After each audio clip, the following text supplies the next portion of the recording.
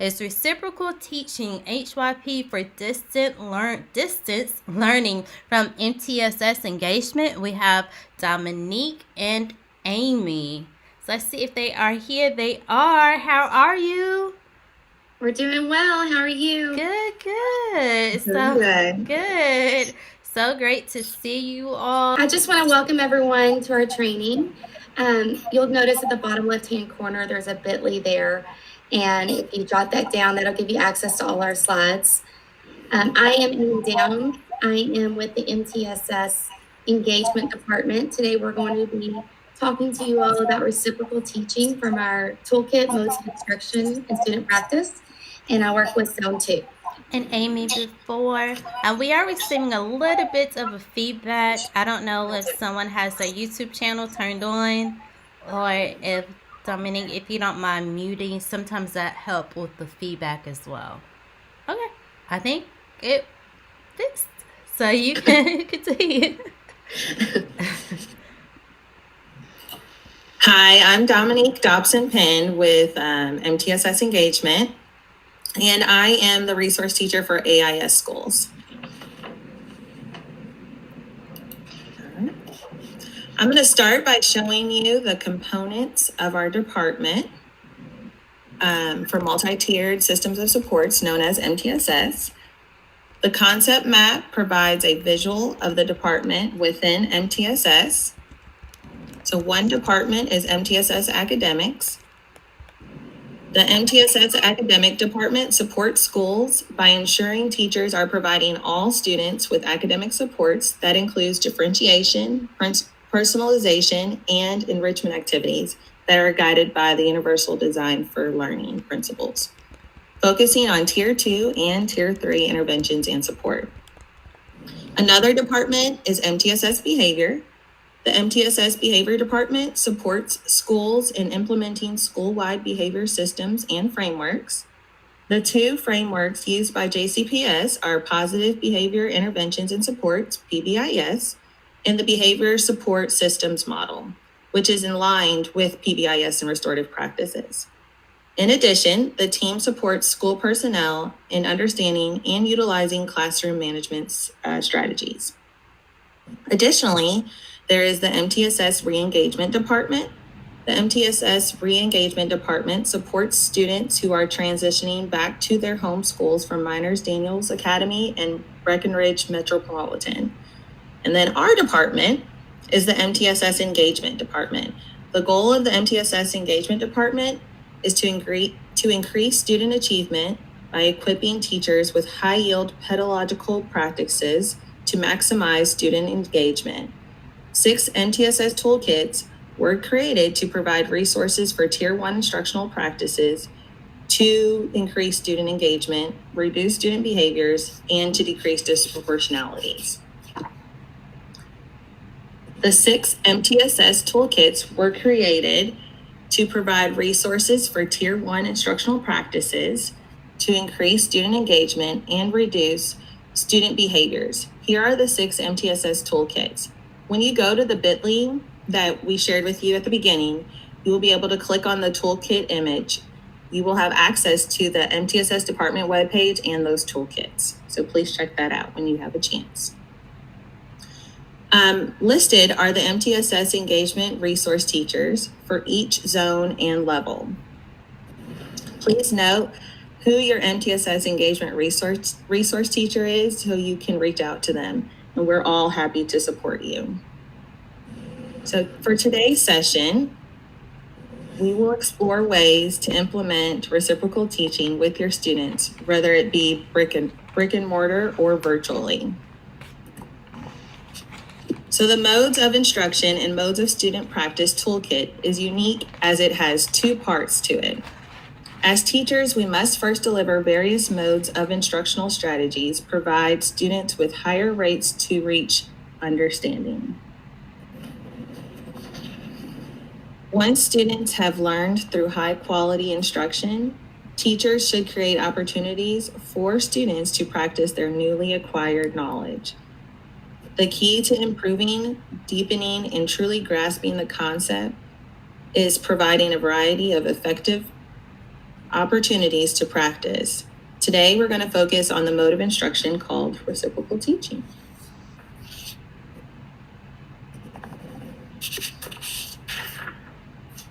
The toolkit success criteria utilizes reciprocal teaching during small group instruction where students take turns as the teacher using comprehension strategies to make meaning and engage in self-questioning. Dr. John Hattie defines reciprocal teaching as a metacognitive strategy where students practice comprehensive strategies to make meaning and engage in self-questioning. Typically delivered in small group instruction, each student takes a turn as the teacher in summarizing, questioning, clarifying, and predicting. And Amy's going to continue on more about reciprocal teaching. So reciprocal teaching, it was originally built on 4 major strategies that teaches students what good readers use to comprehend text. As we've learned over time, these strategies are not just reading strategies, but they lend themselves to all types of deeper learning and expand just beyond that reading content. The 4 strategies have been coined the Fab Four, and that is, as you can see on your screen, predicting, questioning, clarifying, and summarizing. These roles are defined as, in reciprocal teaching, summarizing highlights key ideas in the task. Questioning poses questions about the task, including unclear parts, puzzling information, and connections to other concepts. Clarifying is when students make concerted attempts to clarify concepts that are not understood.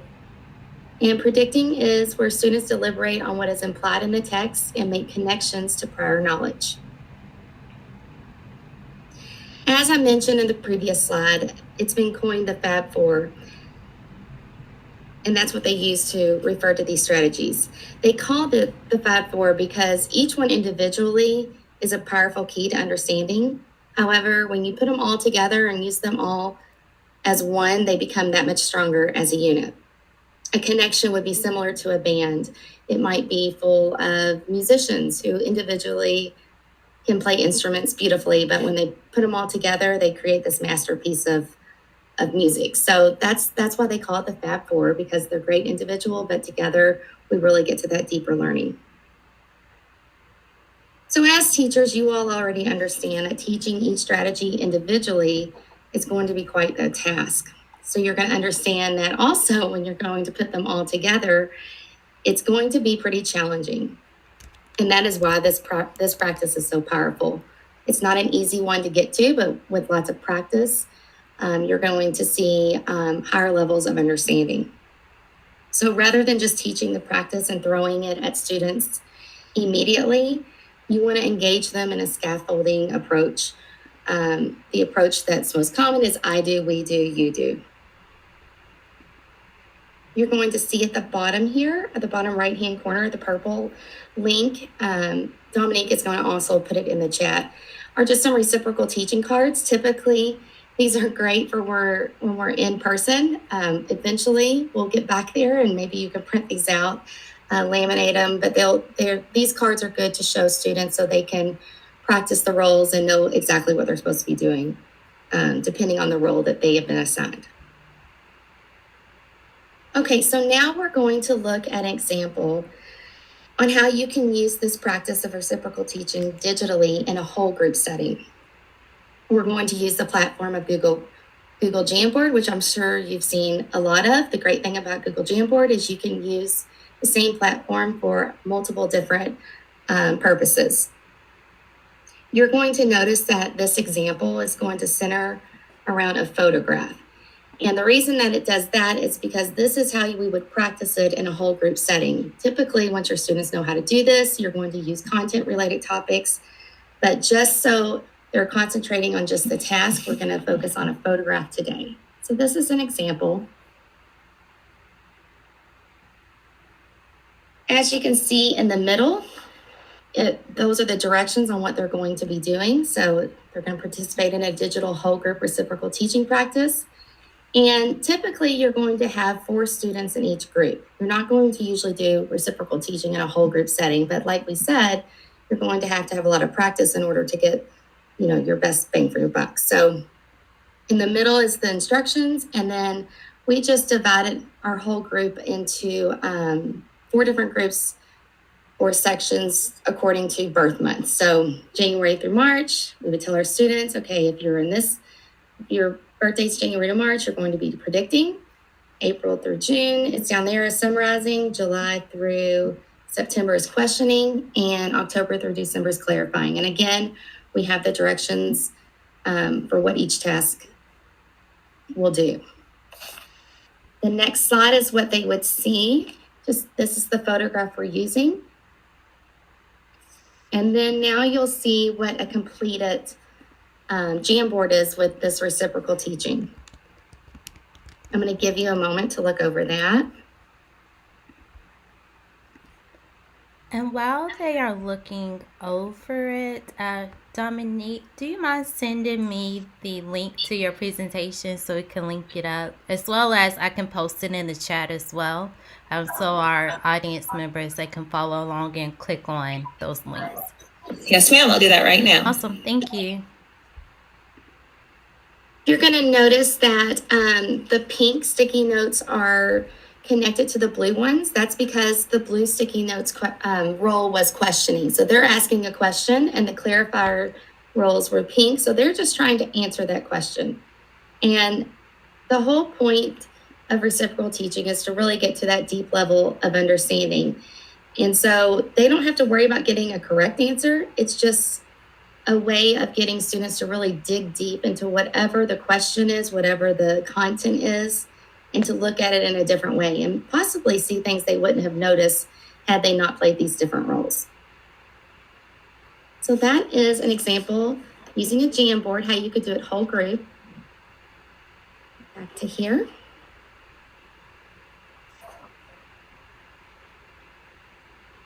Okay, so as with any new practice that we're going to add into our big old bag of our teaching craft, now you're going to see how you can reflect upon either before, during, or after implementing reciprocal teaching.